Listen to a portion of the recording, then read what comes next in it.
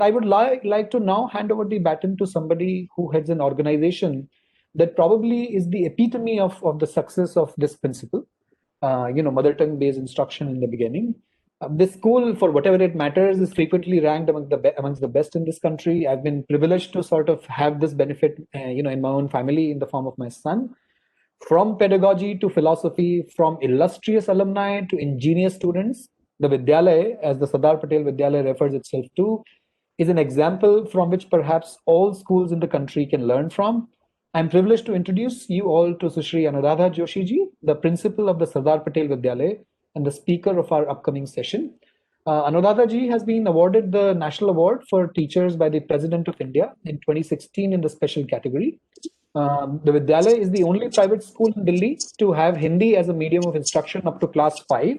And I'd like to, inform all of you who don't know that this school, the Vidyalaya, sits right at the heart of Lutyens, Delhi, right?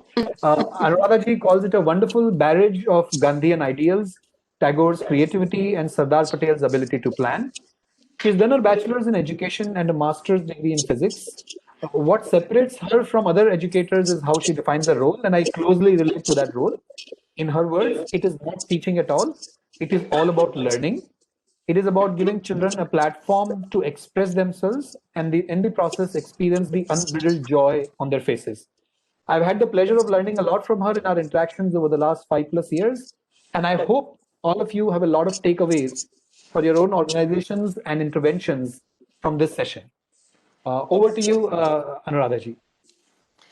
Thank you, Professor Bolia. I hope I live up to those expectations. After such illustrious speakers before me, I've been rather nervous. Can I share? All right, she's switched it on. Give me half a minute while I just share my presentation.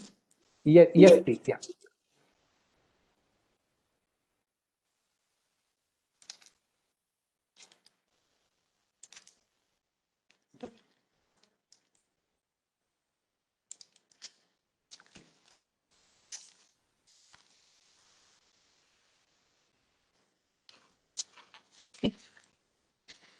Right.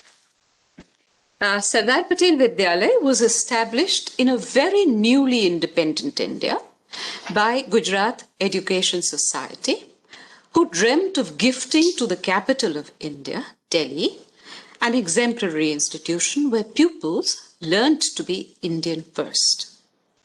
The first principal of the school was Dr. Raghubhai Nayak, who set about bringing to fruition this dream of our education society. He served the institution for 14 years, and his other dream was adding to the first, which is to set up an institution worthy of the name of Sardar Patel. He was followed shortly after his 14 years by Vibhaben Parthasarathy, who's been a legendary educationist and who added to these bouquet of programs that were introduced at the Vidyalaya by Dr. Raghubhai Nayak.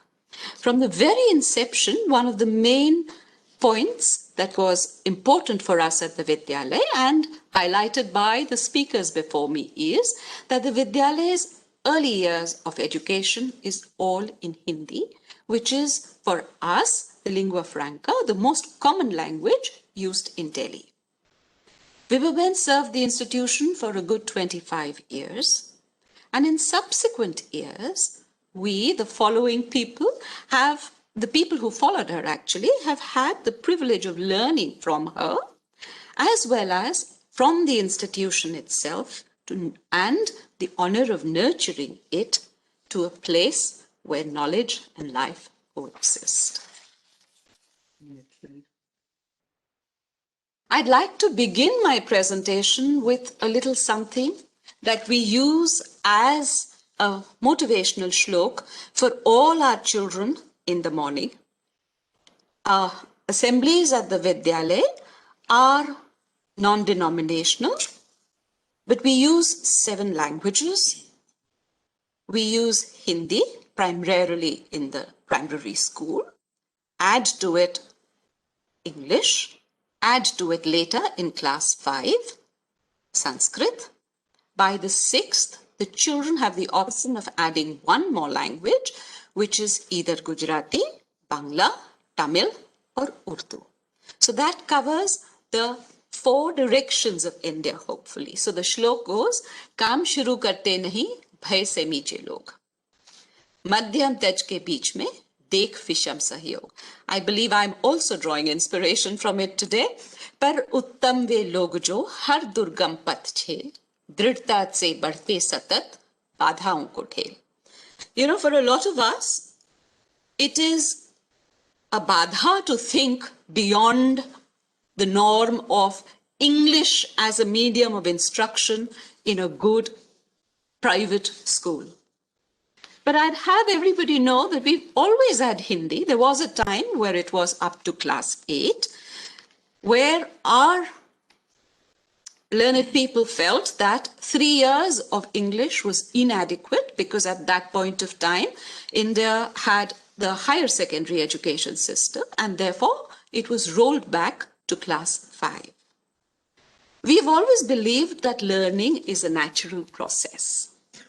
Many confuse learning with studying. When you study, you normally learn, but learning goes beyond studying in a structured or an unstructured environment. You can learn from all your experiences and ideas that allow you to grow. From what we encounter in the world, we learn. Research tells us that children are like sponges in the very early years, and they pick up most of these skills required for learning as well as learning in the very early years. So if they're comfortable, they pick up quickly. As Professor Jingran pointed out, for us, it's very important that children maintain that level of comfort when they come to school. So our teachers are called aunties. And as the little 3-year-olds walk into school, led up by the aunties, auntie being a loose translation of the word Mosi to make it more familiar, home and family-like. Auntie being a common name for everyone in India almost, that is not your mother, right? Till you achieve the status that I have of becoming a Mataji. So if you're comfortable, you explore your environment. For us, nursery begins at 8, the same time as everybody. Children join their aunties in class to have a couple of periods of play. Play is engaging. Play provides them joyful opportunities to explore. Play provides them with avenues on which to hook that curiosity and develop creativity. Auntie takes them down for lunch at about 10, and after a warm plate of lunch, they all come back to rest. So the environment of home is really transported to the environment at school to say you need to be comfortable, you need to be fine. Learning is not something that is alien, it'll happen naturally.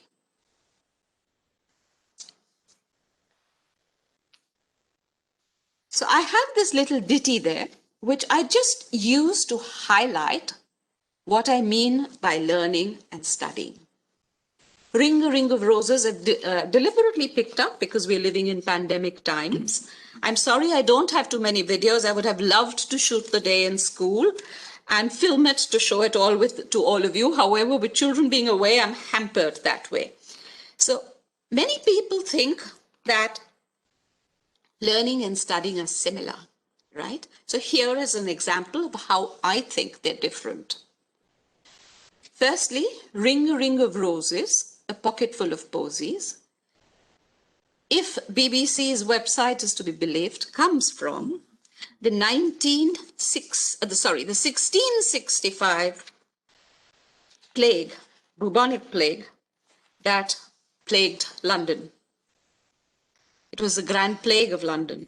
The posies being the red splotches that come on skins, and The posies were carried to hide the stench of the malodorous roses. A tissue, being the sneezing and the falling down, of course, we all know is dead. Right? A very popular nursery rhyme taught quite mindlessly at places, but taught. And there are many like that. I mean, Humpty Dumpty has its own angle to it, and many, many more.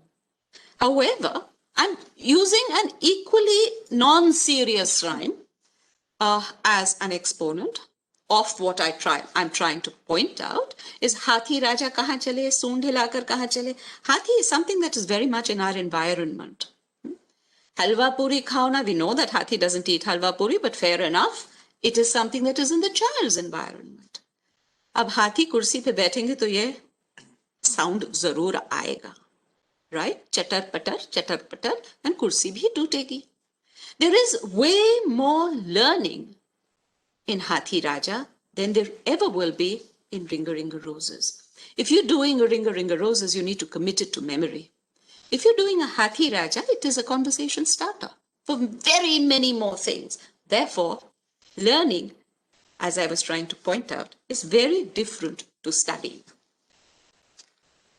See, when learning happens, or when learning is thought about, you can go beyond both the structured and the unstructured. In its most basic form, it means being open to new experiences and ideas and allowing ourselves to grow from what we encounter in the environment.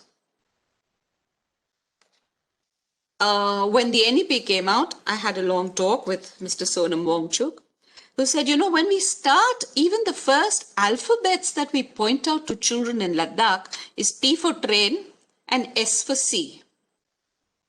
Train तो उन्होंने देखी नहीं क्योंकि train वहां पहुंचती ही नहीं है. Something that may be very, very common in the rest of India is an alien there. Sea is very, very far from Ladakh. He says, I wish they would talk about T for Thukpa and S for snow. I'm just highlighting once again the point when I talk about the difference between studying and learning. T for train is not incorrect, but is not from the environment of the children. Therefore, will need to be committed to memory.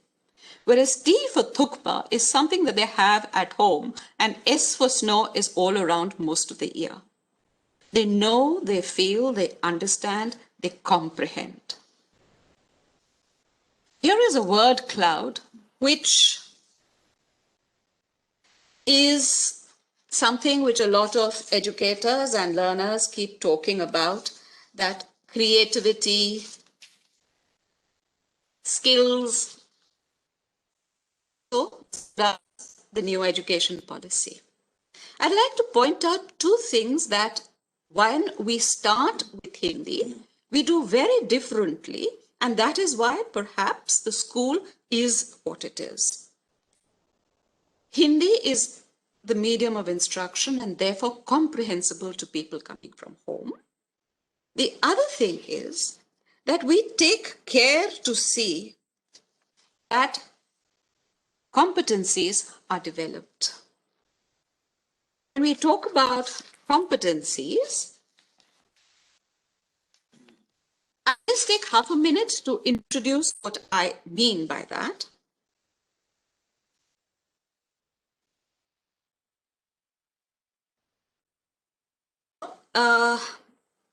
When you talk about a skill, it is something that you have. A competency would add behavior to it, right? So let's take the example of the little girl who is watering the plants. A skill is not something that is committed to memory. It focuses on concepts that are learned. It's a skill that you acquire. It is the ability to do something, while competencies talk about what addition that you can have to skill to make it a better system, right? When you learn to water a garden or you read a book, the skill you acquire. If you enjoy looking after the garden or reading a book, it's a competency that you acquire because you add knowledge and ability. Psychologists tell us that this is a better predictor of employability and success. Now, we are very careful that when our children learn in Hindi, they also learn to learn, which is sometimes very often referred to in the higher circles of learning as metacognition. Thinking about thinking, becoming aware of one's awareness, becoming aware of one's ability to work through a system such as study skills and memory capacities, and the ability to monitor learning. By the very fact that most conversation happens in a language that you know, comprehension happens in a language that you know. Professor Jinul has mentioned a lot of these points. He's explained why metacognition becomes necessary. So when you're watering the plant there, the teacher wants to know, kitna pani diya, kaise pani diya? You've enjoyed doing your work. But it leads to you looking at how much should I water? How regularly should I water? Should I water from above? Should I water from below? The process becomes important. So when you acquire the skill, you think about the process, you think about how to improve the process, you begin learning. And that for us are those three things for us are the three things that define learning and processes at the Vidyalaya. Another addition to that is that if learning has to be joyful and if learning has to be pick on the curiosity of the children, one must give them a scope for exploring all their skills. Therefore, it is extremely essential that we give them as wide a variety, as Sadhguruji said, as wide a variety of skills to sample and learn and take part in as to develop their competencies and find their awarenesses and find themselves. Because everything in a learning environment is an opportunity for the curious to experiment and therefore learn from. So the environment at school, I'm adding on a slide at a time to every layer, needs to be comfortable. Learning needs to be joyful. Learning needs to be skill-based, competency-based, and children need to be aware of how they learn. When you give them so many opportunities to learn, learning moves from being performance-based to becoming joyful. Because they will when you have so many opportunities, there will definitely be something that you're good at. If you're good at it, you get positive reinforcement. And when there is positive reinforcement, you've begun on a never-ending slide of joy and you become lifelong learners.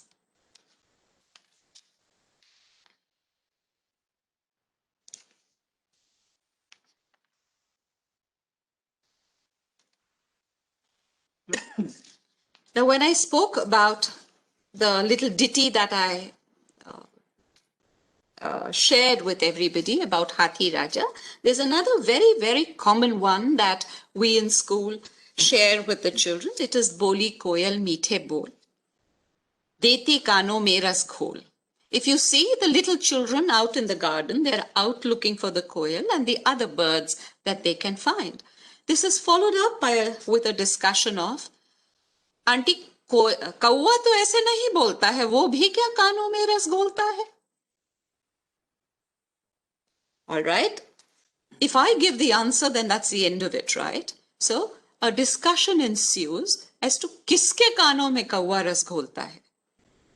And it's an open-ended question where you don't have to answer, and the children do by and large come to their own conclusions. Whatever the conclusion is accepted gives rise to a lot of creativity. बस किसी के कानों में घोल सकता है भाई रस, किसी को अच्छा लग सकता है. So if you're not judgmental, children will explore further. On the left of the screen are children planting a little sapling after having done their little walk in the garden to say, "Hum bhi utne bade ped ugayenge." And on the right, the grown-ups are trying to see how much water is needed for a little plant in a pot to actually grow. So you can see that that process of learning is continuing, process that had started in Hindi. By the time you, the elder ones, come to it, it is English. The other one, the photograph that I'm showing you is of little children making Gandhi caps on Gandhi Jayanti. You can see them watching each other, and when there are when there are too many of them watching each other, it becomes performance-based. But by and large, if they're busy with their own, it is definitely creative, and we're quite okay if all the caps are not the same. It's all right.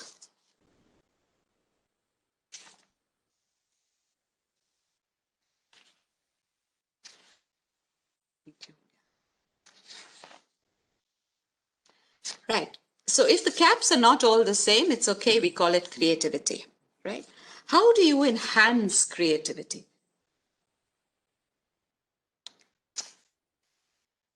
To give children a platform where they are definitely creative, one needs to ensure that they're compassionate, accepting, and encourage autonomy.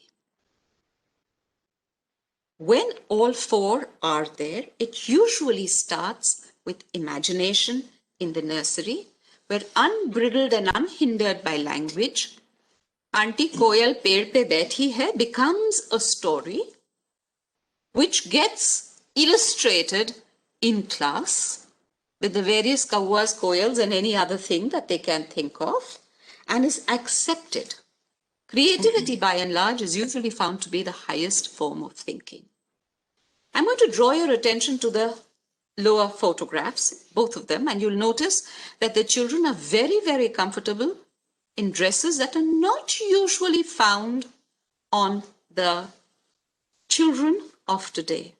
The little dhoti kurta is just a sign of being accepted by the school in whatever I wear, because he's obviously had a happy day, or that expression wouldn't be there. That's just an illustration of that A, the children are comfortable, the children are accepted for what they are, and encouraged to come in the various modes of dress all over the country. And perhaps it could become a point of conversation and discussion to say, आज उसने वो पहना था और आज मैंने ये पहना है. Of course, there could also be some around Bandar Mama Shadi Mein Aaye, but then the mummies have to explain that. Thankfully, not us, right? So I'm going, one of the forms of creativity that the school promotes is for all children to participate in certain events that the school has. This is a Rangoli event on the top left-hand corner, which is being, you'll see very few teachers, by the way, in all these presentations and pictures, because if children are learners, teachers are there only to see that there is a little direction and not too much. Facilitators in the true meaning of the word, to guide and encourage, but learning really becomes autonomous.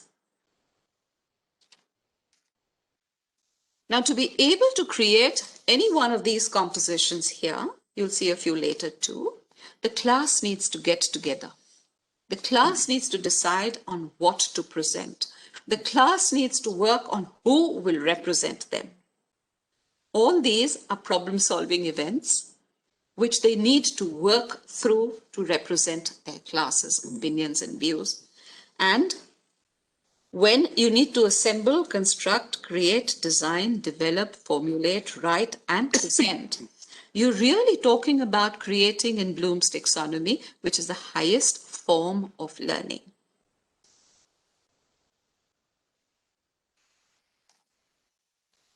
This is a wonderful area for us to learn language, to learn about our emotions while learning to develop our motor skills. It's important in the early years to establish that talents and abilities are developed through effort and not innate. What better avenue to do that than the playground, where when you climb a ladder, you make an effort. When you hang from the monkey bars, you make an effort. And when you lead your line through a maze, you make an effort. Along with making an effort, you learned kindness, empathy, and teamwork. Very often you have a quiet one who is left out because he doesn't have the words, unless the language is a common language for all. Children in the early years also tend to see situations as black or white.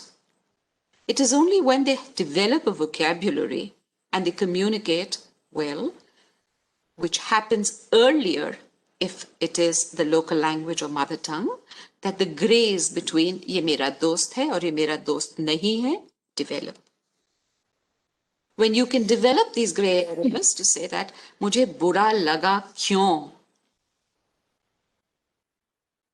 you start communicating with each other and it becomes easier to settle a little tiff or a class. And we all know that a happy class, which is one cohort, which is a caring cohort, learns that much better.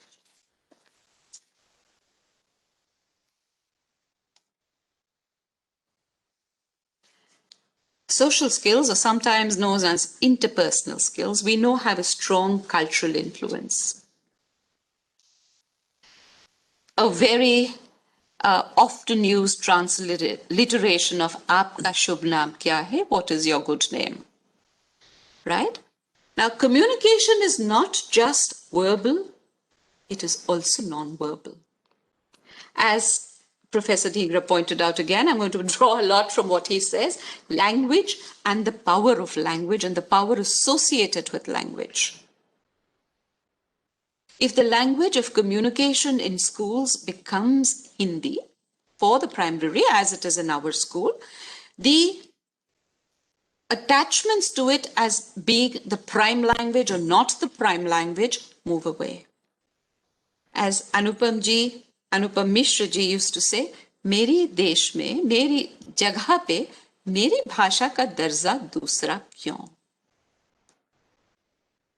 So when children learn to communicate in a language which is acceptable to a vast majority, वो दूसरा दर्जा निकल जाता है. It becomes पहला दर्जा for every language. And a canvas of learning widens. See, we've very often found that when we communicate via messaging, which is a way more popular method of communication today, the tonal quality of what we say is lost. The same thing happens with language.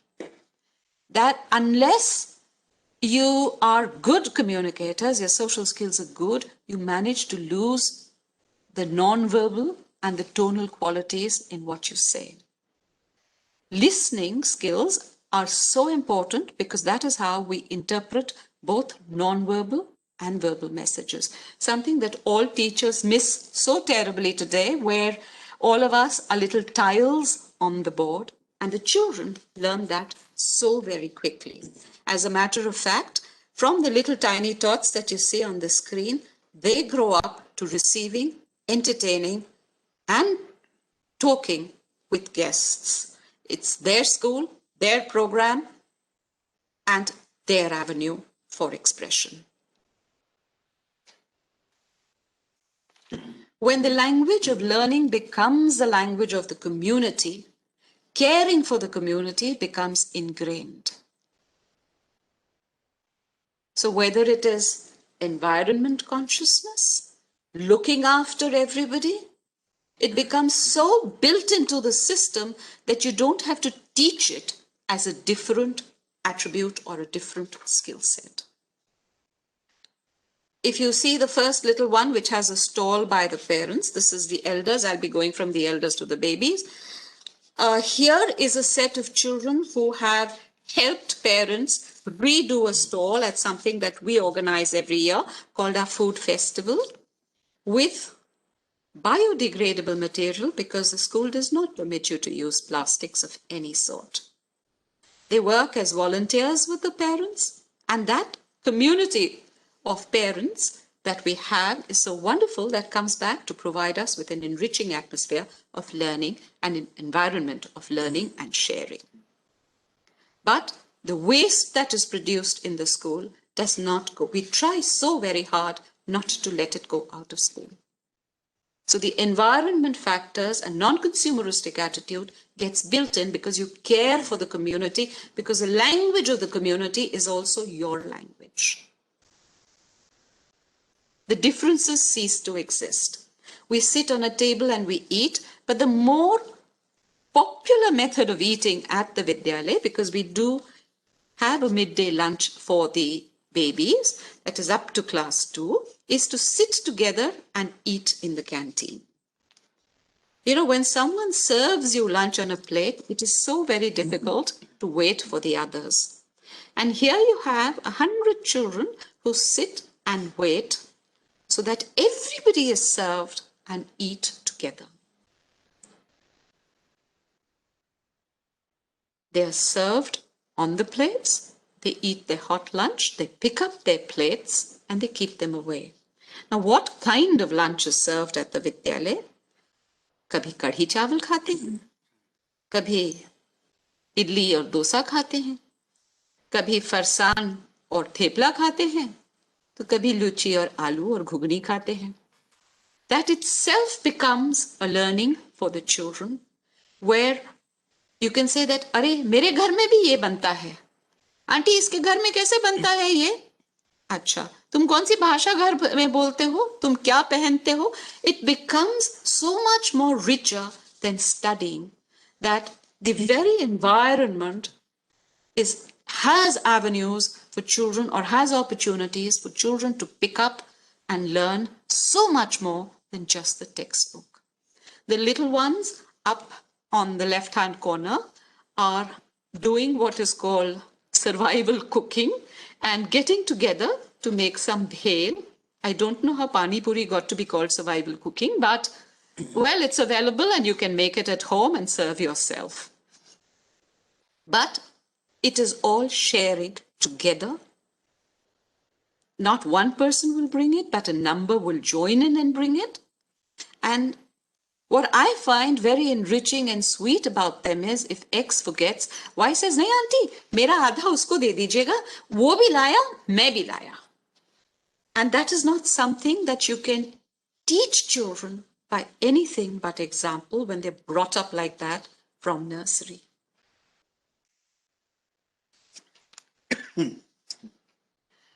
Confidence is built in when the language is a language that you're familiar with. I won't go into that because Professor Jingran did. I seem to be quoting him at every point. People often remark that the children are so confident on stage. They are because they know the language. If they forget their dialogues, they're capable of making them up, much to the amusement of most of the teachers who practiced with them. The picture on the left-hand bottom corner is where I'm going to start from, is a picture of an event that we call Sanji. Sanji is an umbrella under which we have 3 different events. There's storytelling for the kids of classes 4 to 5, which is done in 23 Indian languages. This is a story that is from the south, so the Veshti and the Lungi. It is held under a banyan tree in the school to give it a folk, because Sanji is our folk festival. The ones you can invite schools from Delhi to participate in it. Sanji has three components. One of them is storytelling, the other is music, where schools are invited to share about their learnings of folk music. The third is to learn a craft, any Indian handicraft, which they would have researched, presented their research, and are open to learn from master crafts people that the school invites. So as Sadhguruji said, it's not Indian crafts and arts that are dying, but very much alive within the school and practiced.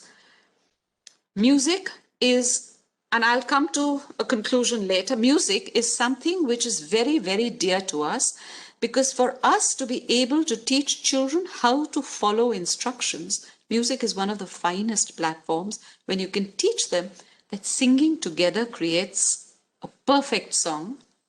And before you can actually start becoming good performers, you need to be good listeners too. Now, whether it is Sanji or any of the other creative pursuits in the school, we have no system of saying 1, 2, or 3.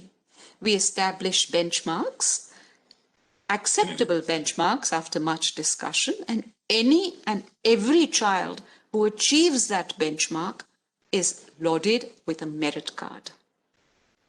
So, there is place for everyone on the plateau, and it's definitely not a peak. The positive reinforcement that is gained by this gets more and more children to try their hand at the various opportunities that are provided for them at school.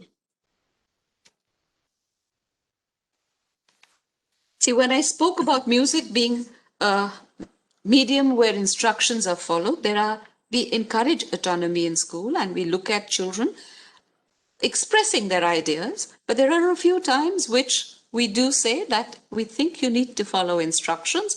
I'm illustrating them here. And these become so clear to the children that this is a time when my expression doesn't work, but the expression of the team works. That very rarely do teachers have to say, look for your neighbor, they will do that themselves. We have huge choirs. This is a choir on the right-hand top corner, is a choir of 120 students of class 5 performing at Sardar Patel Jayanti. They are aided by, what's not in the picture, 80 from senior school. So that's almost 200 young children singing together. So unless you learn to follow instructions and work together as a team, it's not possible. On the lower left-hand side is Kumar Bhaiya teaching the young children how to look after their books and bookbinding. Paper at the Vidyalaya is not wasted. So all single scraps and everything within school is reworked into a book by the children. Because language is not a medium which is not a barrier for instruction, every person in school becomes respected for having a skill to be taught. And therefore, in a very unspecified way, dignity for all that is associated with the language. When you understand what you're saying, when you acquire the skills and you learn to learn, critical thinking becomes so much easier because you can moderate the process of how you think. You can look at what are the various processes that I need to follow to be able to come to conclusions. When we start with remembering the alphabet till it becomes so familiar, we can then go on to making comparisons, analyzing, after having understood, which is pretty much the higher thinking order thinking skills of Bloom's taxonomy. Why is the environment of inclusion so important for us?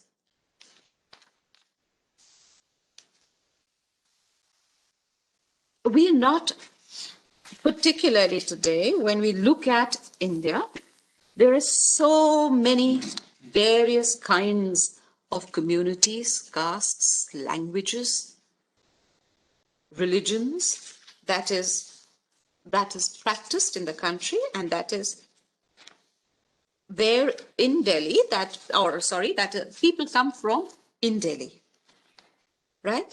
Now, experts from as late as March this year have said that the use of the home language supports social inclusion.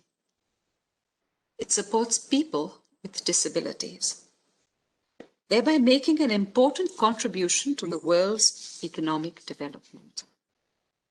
When we can include all, and include all in a process where they become supportive and contributing members of the country, citizens of the country, we find that the little that we have for education goes a long way. Language is the first step to take, that's a language for teaching, learning is the first step to take when we do inclusion or when we consider inclusion. Now, I'd also like to point out that apart from just the three languages, that is English, Hindi, and Sanskrit, the Vidyalaya also teaches Gujarati, Tamil, Bangla, and Urdu, and children are free to communicate with their teachers in any one of these languages because acceptance of all is the way we go. Also, when the language of communication is the local language of the city, you find that there are fewer chances of people feeling that schools have a toxic environment of discrimination that fuels conflict, that fuels bullying and fighting. It promotes equality. Impacts self-esteem, as shared previously. When self-esteem of students is aided by a language that is understood by all, research tells us, do not doubt. We've seen that for ourselves in school, that education in the local language with quality teaching of the second language results in children not dropping out and has the biggest impact on girls. It improves their literacy and fluency in both the mother tongue and the second language. The impact on girls is that there are no dropouts amongst the girls and they stand shoulder to shoulder with the boys, even from those who come from the socio-economic parts of society which need a little help now and then.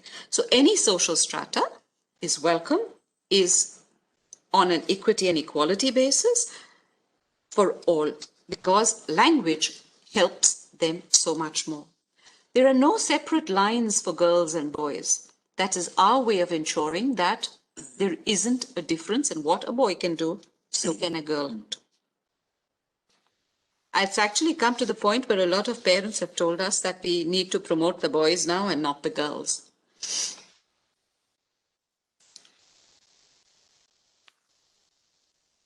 Communicational skills. When language does not become a barrier, events and processes become process-driven. Metacognition helps pick up leadership roles, and the school council of 32 members finds its way to address a whole issue of awareness. Elections happen over a period of a month, one of the most colorful times in the Vidyalaya, and some of the ditties and slogans resound in our ears for times to come. But again, I bring you back to the last slide. When we teach our children that accountability is also important. So when you make your promises for election, you must have a time where you're held accountable at the end of it to say, "Aapne kiya tha, promise kiya tha, kiya kya nahi pura kiya." And why I'm showing you this is that without your knowing, there are plenty from the socio-economic, what's considered the backward, or the people who need help, who are also equally leaders and bearers of offices of responsibility. When language is not a barrier for communication, remember I spoke to you about Sanji. Here are children learning a craft form. You can learn from anyone and everyone. The canvas of enrichment is colored with many strokes, it's widened, and the atmosphere in school becomes so much more vibrant. You can learn from the school Mali.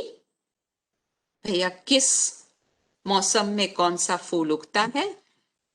You can learn from your nanny and daddy because they are not hampered by the absence of English. And वही कहानी आप class में आके share कर सकते हैं. You can learn from any bhaiya and didi who has not been exposed to English.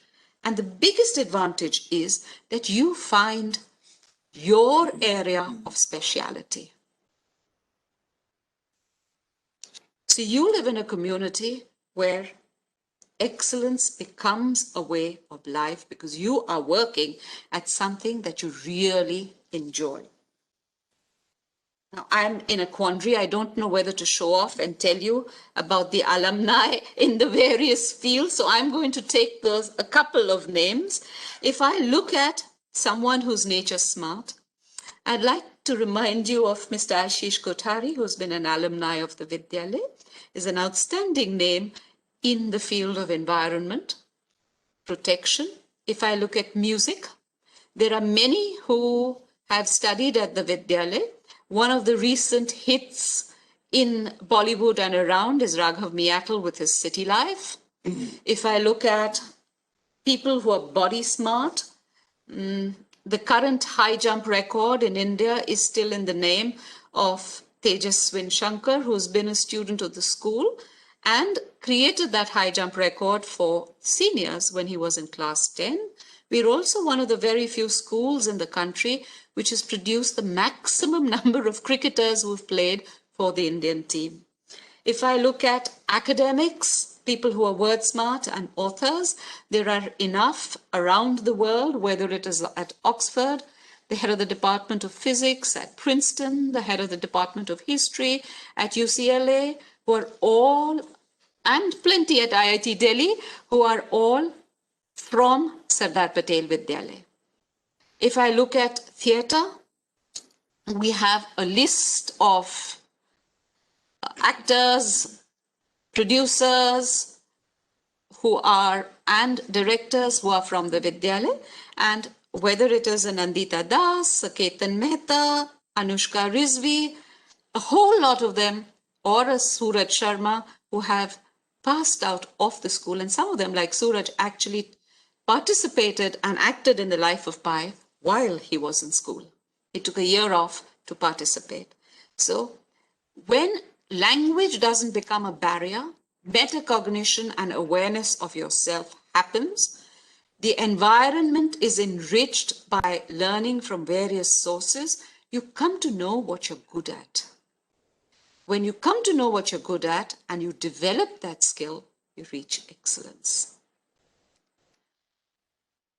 To support what the previous speaker was speaking, these are results of a longitudinal study conducted on biliteracy by Dr. Geeta Oberoi, who's a founder president of ORCIDS, and by Ms. Catherine Snow of Howard School of Education, Ms. Sumati and Ms. Nandini Chatterjee of the School of Learning and Brain Studies. This was a study that was conducted in our school and has been conducted over a period of 3 to 4 years on acquisition of English when the medium of instruction for early years was Hindi. School 2 is a very well-known English medium school of the city, and I wouldn't like to name them, but School 1, the school in red, is for Hindi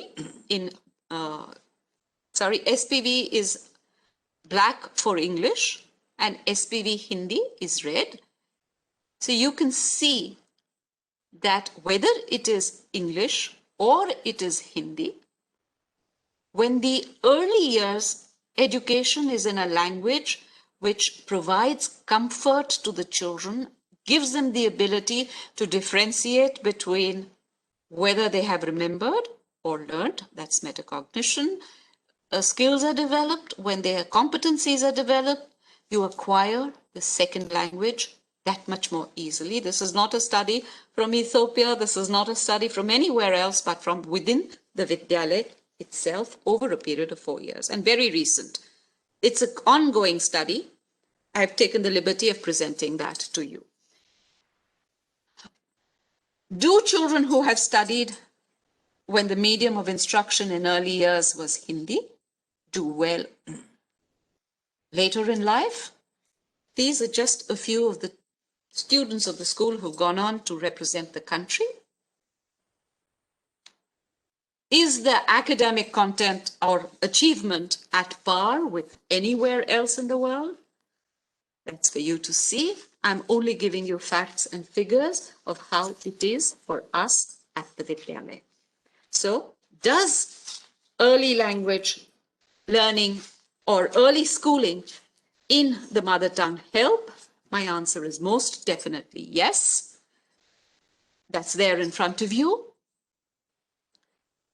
I'd like to draw your attention to one thing, please. This is not current.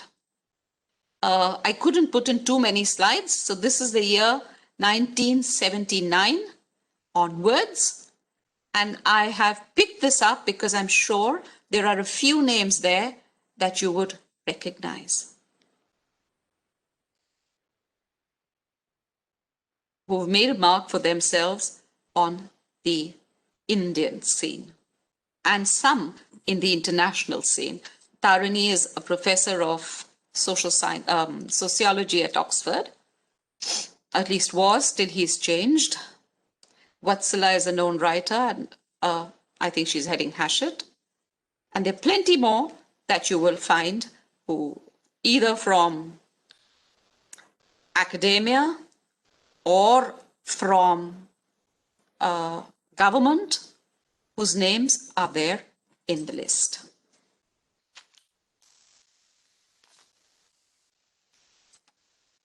With that, I come to the end of my presentation. If there are any questions, Professor Bolia, I'll be happy to answer. Right, I'm sure there are questions. Do you want to moderate, Ruchika?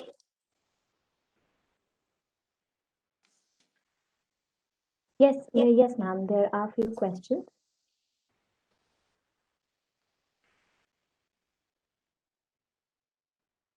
Go ahead, please. Hi, ma'am. Hi. I have a question. Could you please elaborate on your conviction behind insisting on early education in mother tongue, while most others emphasize on English only? I thought I've just done that, Shubham, that if the early learning is in the mother tongue, the children benefit most because they learn how to learn, they learn how to express what they learn. They also gain most in terms of being able to pick up the second language well too.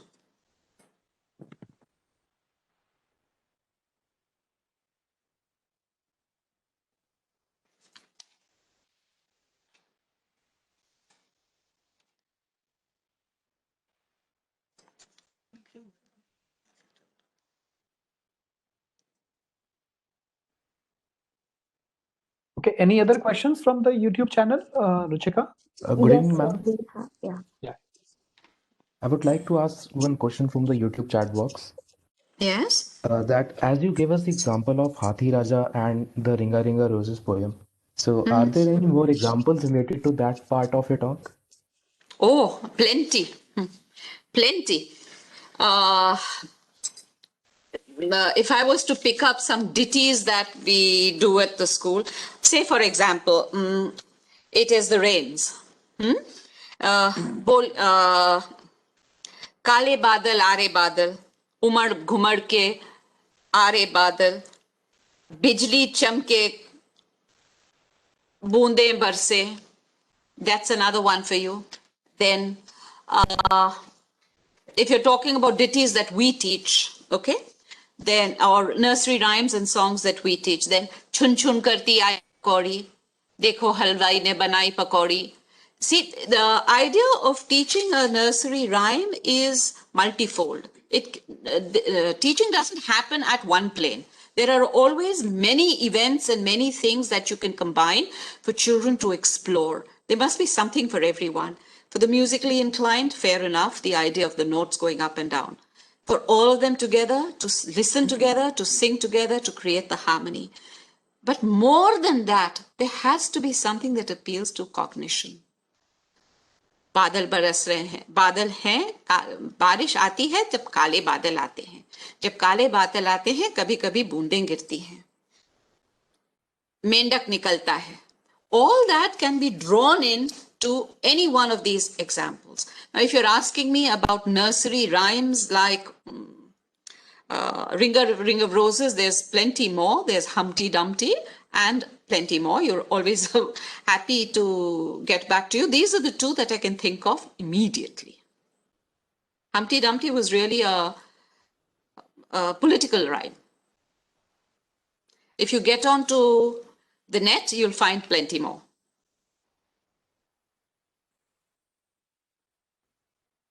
Any other question, please? Yes, good morning, ma'am. Good There is a morning. question. It's evening now, I thought. Huh? Sorry. Good That's evening, okay. ma'am.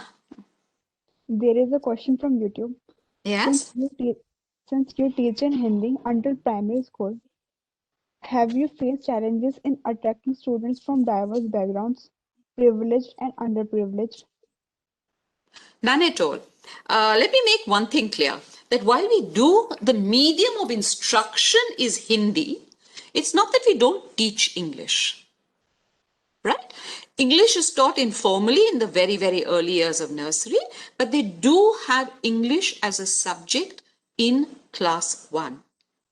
And as the previous speaker said, as their command over English increases, subjects over a period of time gradually change from Hindi to English. So by class 4, we through the years use both languages while teaching maths. So while they write in English, by class 4, they have started doing a lot more math in English.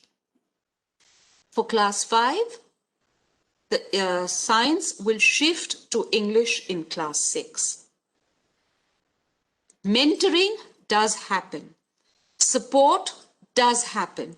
For children who do not come from families where English is spoken at home, the elder students or the students of the senior classes in school will help and support them, as will the teachers, with support classes for English speaking starting from class 3 and hand-holding them to class 7 so that that transition happens more smoothly. 2, it's all right if you still don't pick up English. We have English support classes where children are given a differentiated paper till they are confident in the language. And even if they're not confident in the language till the 10th or the 11th, they're always welcome to switch to Hindi as their medium of giving the examination, although they know enough English. And all that is permissible within the system as it exists.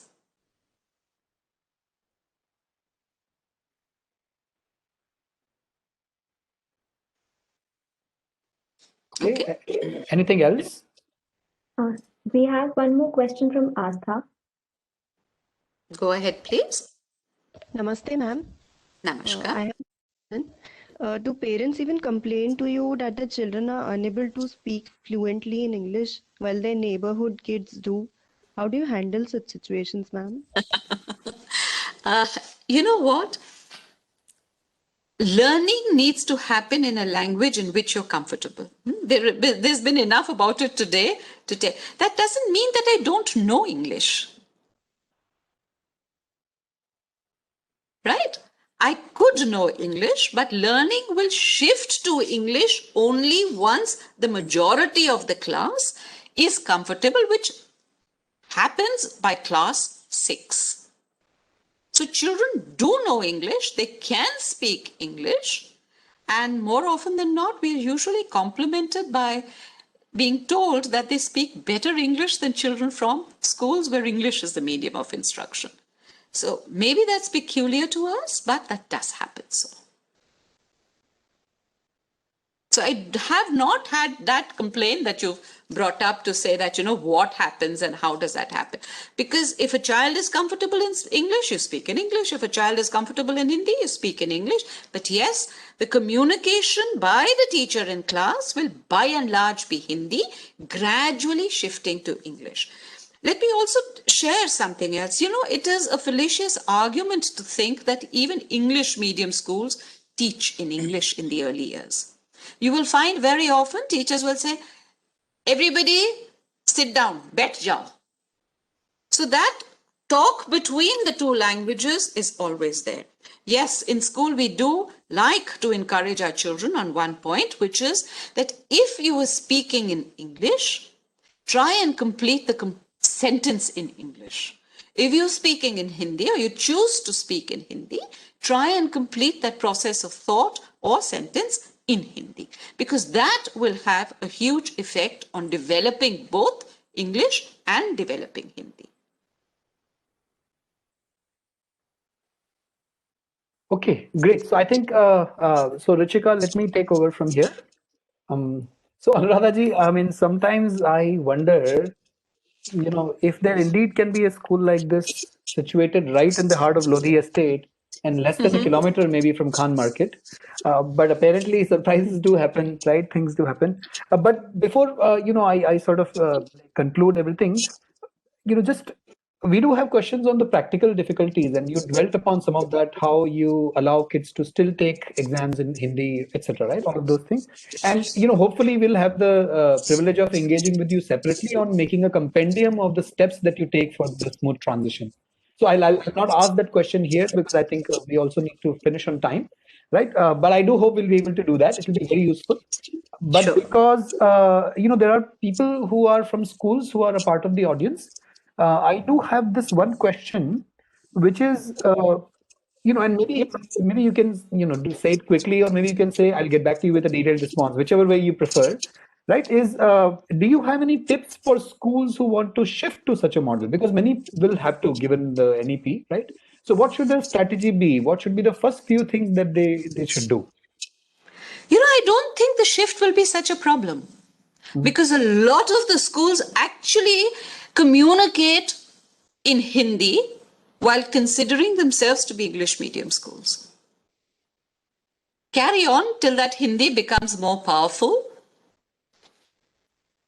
If you choose to teach in Hindi, but I'm sure the NEP talks about local language. So if you want to teach in Marathi, fair enough, why not? But the idea is that the language that is used at home for the first 3 years before a child comes to school, carry on in that language, because you are building upon the advantage of the first 3 years and not throwing that out of the window. You're not making a child uncomfortable. And let me tell you that, students of the Sardar Patel Vidyalaya are quite, as per them, the original Khan Market gang.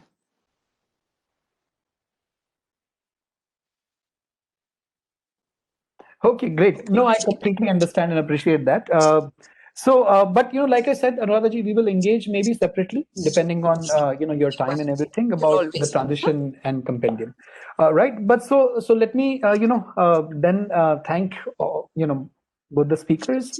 I think it flowed wonderfully, where Dr. Jingran talked about the principle and the theory, and it was great that you were drawing on from what he said, here and there. And I think it just says that you have really been an example of what he was trying to present in theory as a particular school.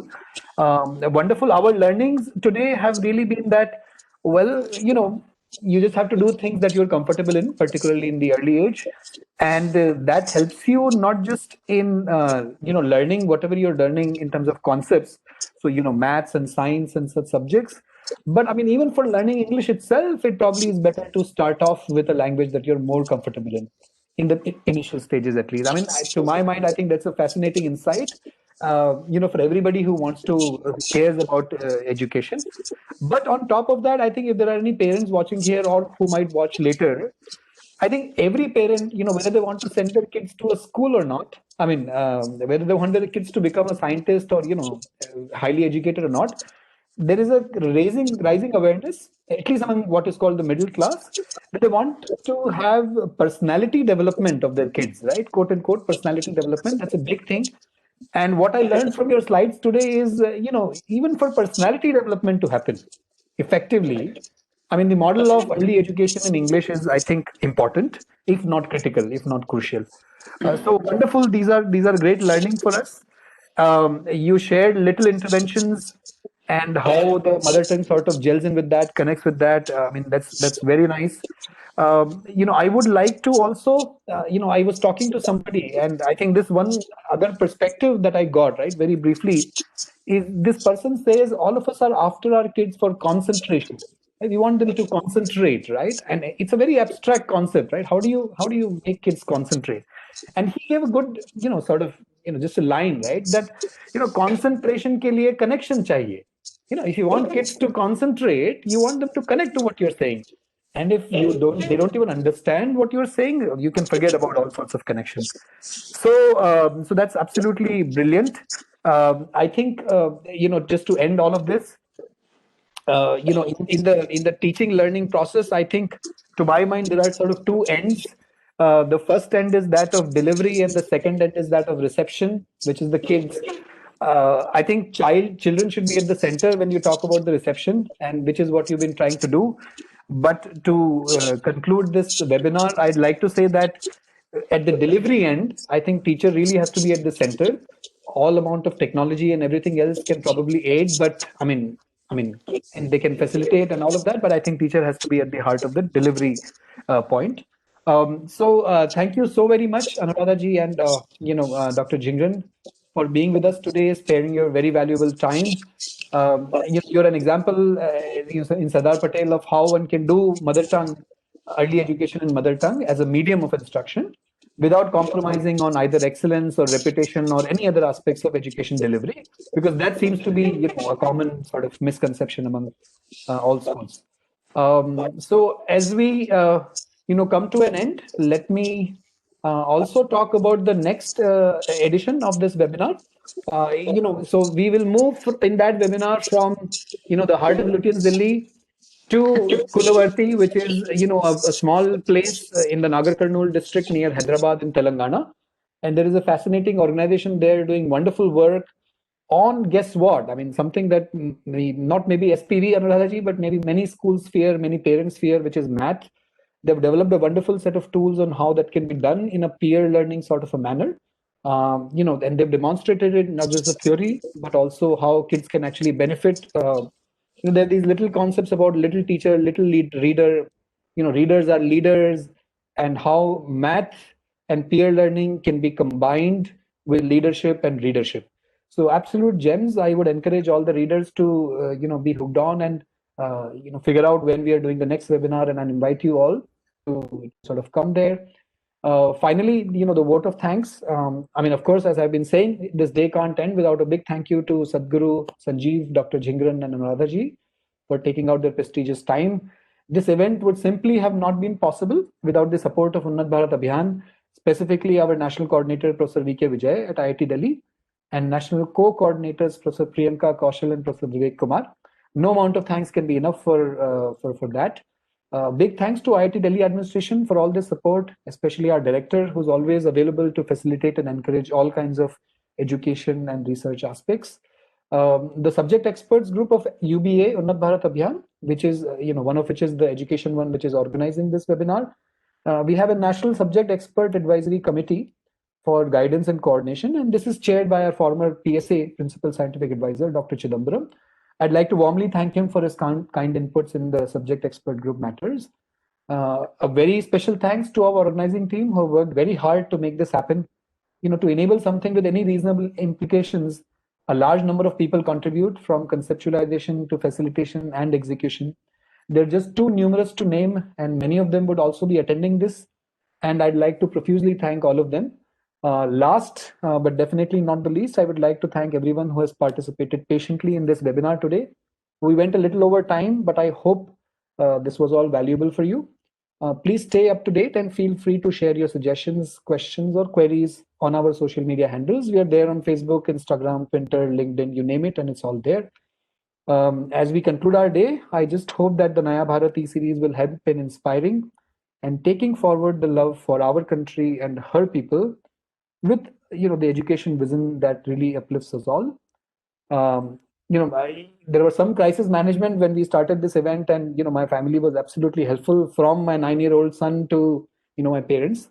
It was amazing actually how things just work out. But it was a great day. I thank all of you once again, and I officially now declare the closure of this webinar and this ceremony. Thank you so much, everyone.